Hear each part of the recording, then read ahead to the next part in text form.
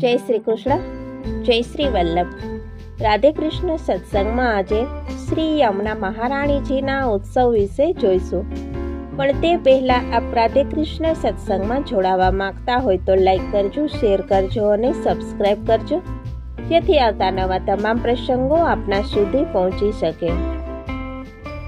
શ્રી યમુના મહારાણીજીનો ઉત્સવ સંવંત ચૈત્ર સુદ છઠના દિવસે ઉજવવામાં આવે છે.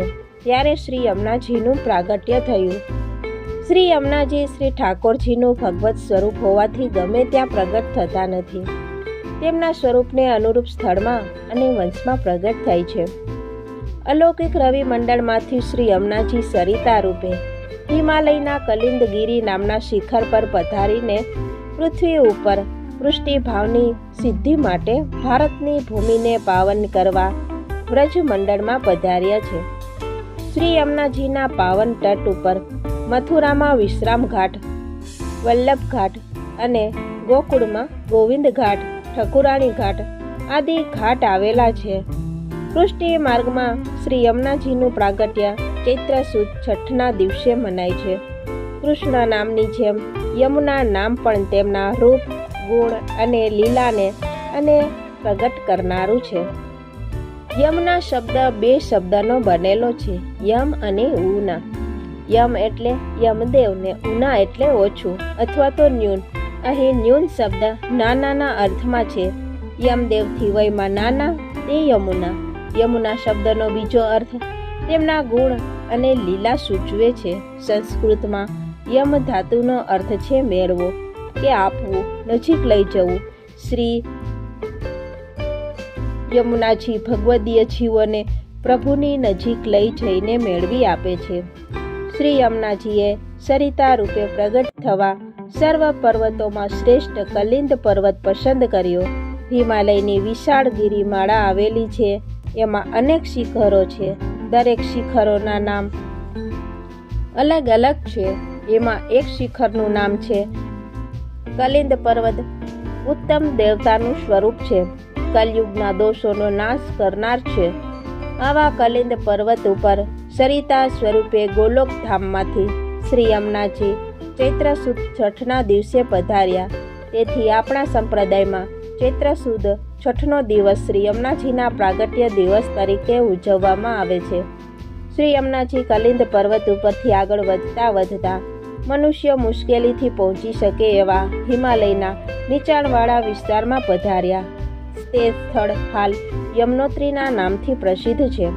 શ્રી યમુનાજી વિલાસમય ગતિની સાથે એક નવોઢા સ્વરૂપે પર્વતમાંથી માર્ગ કરતા કરતા હિમાલયની તળેટીમાં પધાર્યા. ત્યાંથી હરિયાણા રાજ્ય થઈ દિલ્હી પાસે શ્રી શેરગઢ પધાર્યા. ત્યાંથી વ્રજમંડળમાં બિરાજ્યા. ત્યાંથી આગ્રા થઈને શ્રી યમુનાજી ગંગાજીને સ્નાન કરવા માટે તીર્થરાજ પ્રયાગ સુધી પધાર્યા. જ્યાં ગંગા દશમીના દિવસે ગંગાજી સાથે તેમનો સંગમ થયો. ચૈત્ર સુદ છઠથી જેઠ સુદ દૈસમ સુધી યમુનાજી પૃથ્વીને પાવન કરતા રહ્યા. પ્રયાગ તીર્થરાજ પાસે થંભી જવાનું કારણ એ છે કે આપ શ્રી ઠાકોરજીના સ્વામીની હોવાથી અલૌકિક પતિને છોડીને લૌકિક પતિ સાથે દેહ અને મનનો સંબંધ બાંધે નહીં. તેથી ત્યાં જ થંભી ગયા. ત્યાંથી આગળ જઈને સમુદ્ર સાથે મળ્યા નથી. યમનોત્રીથી તીર્થરાજ પ્રયાગ સુધી શ્રી યમુનાજી વહેતા રહ્યા હોવા છતાં એમનું અલૌકિક સ્વરૂપ કેવળ વ્રજમાં જ બિરાજ્યું.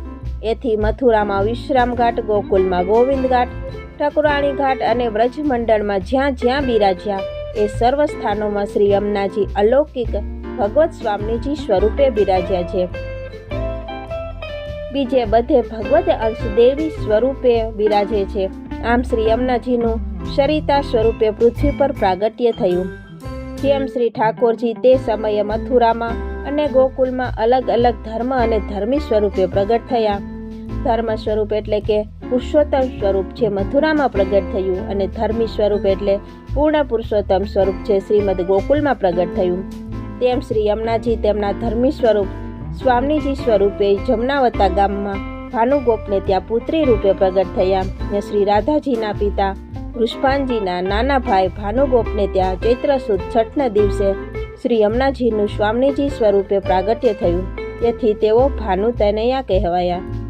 શ્રી ઠાકોરજી અલૌકિક રસાત્મક આધિદૈવિક સૂર્ય સ્વરૂપ છે, તેથી શ્રી ઠાકોરજીના હૃદયમાંથી શ્રી યમુનાજીનું પ્રાગટ્ય થયું હોવાથી અલૌકિક સૂર્ય સ્વરૂપા શ્રી ઠાકોરજી હોવાથી શ્રી યમુનાજી માટે રવિ તનયા અથવા તો ભાનુ તનયા એવું નામ પણ પ્રગટ થયું.